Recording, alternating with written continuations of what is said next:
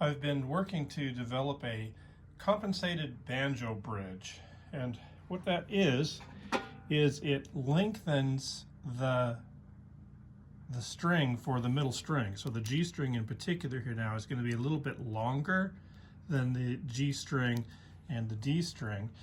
And what that does is that fixes the problem on the G string. As you fret the G string, the notes go sharp. Even when you tune it perfectly when it's open, you press your finger down and you get a sharp note.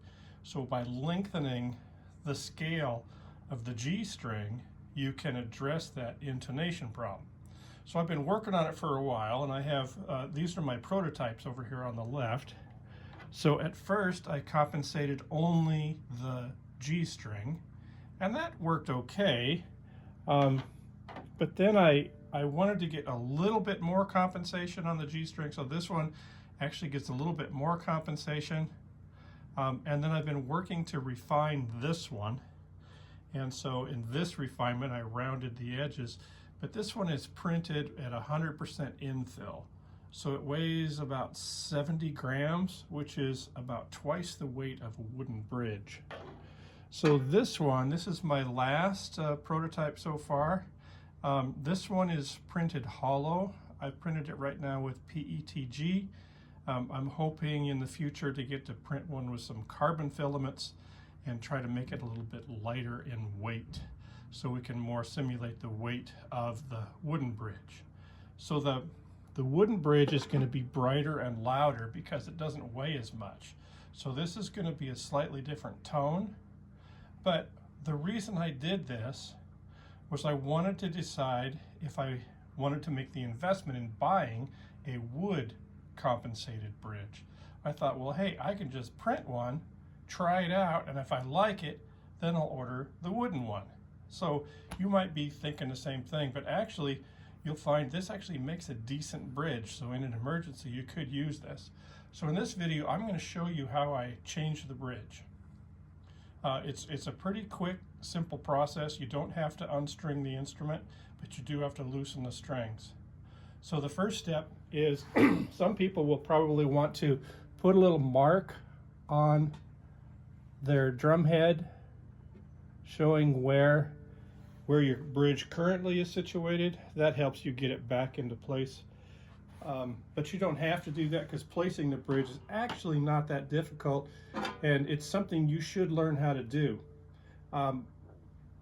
So the first thing I'm going to do is I'm going to loosen the strings, and my advice for this is just loosen a half turn on each tuning peg.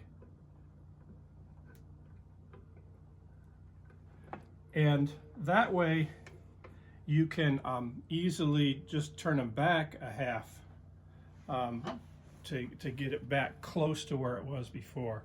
So now I have the new bridge, and I'm going to lay it down on its side, slide it under, get it close to position, and then rock it up into place.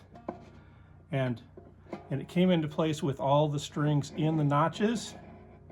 And the curve is so that the G string is being extended and made longer. So I'll bring it back kind of close to there, and then I'll rock this one out, and I'll slide this back to my marks. And we should be pretty close to in tune right there. So now, since I know I just turned these a half, I'll give my half turn back.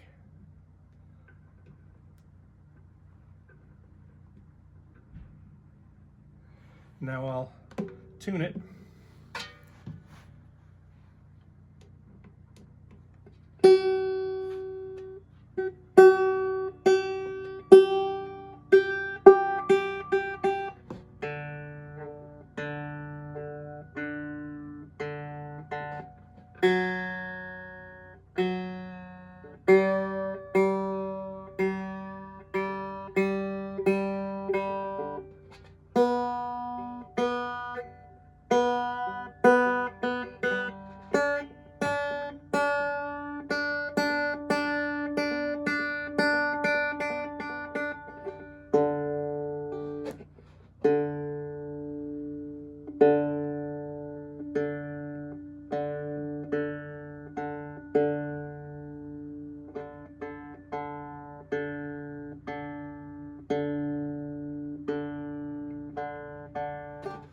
to check the bridge position, what you need to do is check your intonation at the 12th fret.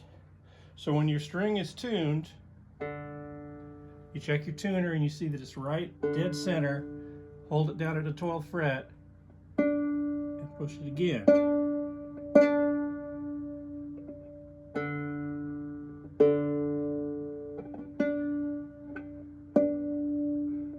You can also compare it to the harmonic. And so now we're in good tune. So let's try the G string, because that's the problem we're trying to fix.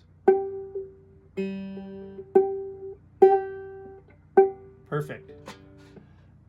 So there we've changed the bridge, and now we have a compensated bridge with a G string that's in tune.